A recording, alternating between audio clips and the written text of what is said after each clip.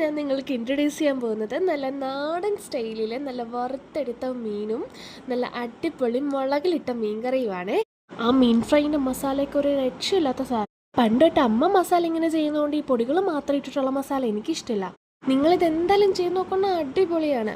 അപ്പം നമ്മുടെ മീൻ ഒന്ന് ക്ലീൻ ചെയ്തെടുക്കും. ഇനി അതിന് വേണ്ടിയിട്ട് മസാല സെറ്റാക്കണം.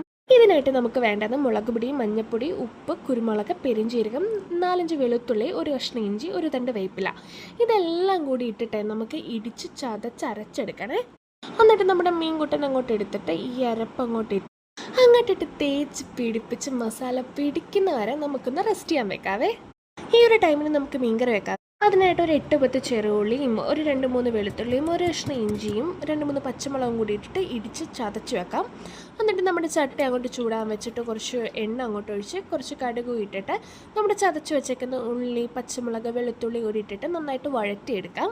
അത് നല്ലപോലെ ഒന്ന് വഴറ്റിയെടുക്കാം. നമുക്കതിലേക്ക് പൊടികളിടാം. ഒരു 3 ടീസ്പൂൺ മുളക് പൊടിയും, ഒരു 1/2 ടീസ്പൂൺ മല്ലിപ്പൊടിയും, ഒരു 1/4 ടീസ്പൂൺ മഞ്ഞൾപ്പൊടിയും, ആവശ്യത്തിന് ഉപ്പും കൂടി ഇട്ടിട്ട് നന്നായിട്ട് വഴറ്റിയെടുക്കാം. അതിനുശേഷം നമുക്കൊരു തക്കാളി ഇങ്ങനെ നേരായിട്ട് അരിഞ്ഞു വെക്കണേ. കൂടി ഇട്ടതിന് ശേഷം നമ്മൾ പുളി വെള്ളത്തിലിട്ട് വെച്ചിട്ടുണ്ടായിരുന്നു. ആ പുളി കൂടി ഇട്ടിട്ട് നമുക്ക് നന്നായിട്ട് ഇളക്കി അങ്ങോട്ട് വെക്കാം. എന്നിട്ട് ആ പുളി വെള്ളവും കൂടി ഒഴിച്ചിട്ട് ഒന്ന് അരപ്പൊന്ന് റെഡിയാക്കി എടുക്കണേ. അതിന് വേണ്ടിയിട്ട് ഒന്ന് വറ്റി വരുമ്പോഴത്തേക്കും കുറച്ച് ഉപ്പ് കൂടി ഇട്ടിട്ട് നന്നായിട്ട് തിളപ്പിച്ചെടുക്കാം. കുറച്ചുകൂടി വെള്ളം കൂടി ഒഴിച്ചോ. എന്നിട്ട് നമുക്ക് ഒന്ന് തിളച്ച് വരുമ്പോഴത്തേക്കും നമ്മുടെ മീൻ ഇട്ട് കൊടുക്കണം. അപ്പോൾ ഒന്ന് തിളച്ച് നല്ല രീതിക്ക് തിളച്ച് വരുന്നതൊന്ന് വെയിറ്റ് ചെയ്യണം. അതിനുശേഷം നമ്മുടെ മീൻ കൂട്ടി അങ്ങോട്ട് ഇട്ട് കൊടുക്കാവേ. ഞാൻ ഇതുവരെ ഇത് ഏത് മീനാണെന്ന് നിങ്ങളോട് പറഞ്ഞില്ല. ഇത് പാമ്പാഴാണ് കേട്ടോ. ഈ വാള പോലെയൊക്കെ ഇരിക്കും കേട്ടോ. ആ മീനാണ്. അപ്പോൾ നമ്മുടെ മീൻകറി സെറ്റായിട്ടുണ്ട്. വേപ്പിലൂടിയിട്ട് നമുക്ക് മൂടി വെക്കാവേ. ഇനി നമുക്ക് മീനൊന്ന് ഫ്രൈ ചെയ്തെടുക്കാം കേട്ടോ. അതിനായിട്ട് ഒരു പാനിലേക്ക് കുറച്ച് വെളിച്ചെണ്ണ ഒഴിച്ച് ഞാൻ 2-3 വേപ്പിലോട് ഇട്ട് കൊടുക്കുന്നുണ്ട്. നമ്മുടെ അരപ്പൊക്കെ സെറ്റായിട്ടിരിക്കും. നമ്മുടെ മീനിനെ ഓരോന്നായിട്ട് ഇട്ട് കൊടുത്ത് നമുക്ക് നന്നായിട്ട് ഫ്രൈ ചെയ്തെടുക്കാം കേട്ടോ. ഈ മീൻ ഓരോന്നായിട്ട് ഇടുമ്പോഴുള്ള ഒരു സൗണ്ടില്ലേ, അതെനിക്ക് ഭയങ്കര ഇഷ്ടമാണ് കേട്ടോ. ഇനി ആ മീനൊന്ന് പകുതി വേവായി കഴിയുമ്പോൾ നമുക്കത് മറിച്ചൊക്കെ ഇട്ട് കൊടുക്കാം കേട്ടോ.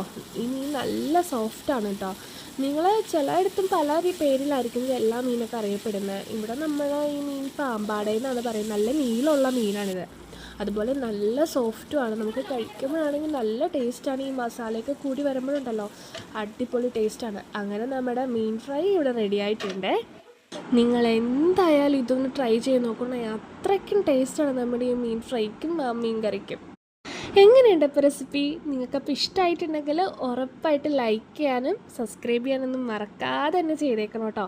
അപ്പോൾ നെക്സ്റ്റ് ഒരു വീഡിയോയിൽ പുതിയ റെസിപ്പിയായിട്ട് വീണ്ടും കാണാം. ബൈ.